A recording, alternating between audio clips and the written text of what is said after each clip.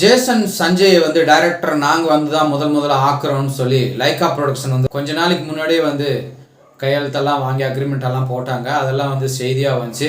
ஆனால் எந்த அளவுக்கு ஸ்பீடாக எடுத்துன்னு வந்தாங்களோ அந்த மாதிரி இது இந்த கதாநாயகனுக்கும் அவருடைய கதை பிடிக்கலையா இல்லை என்ன சமாச்சாரம் அப்படின்றது இதுவரையும் தெரியல.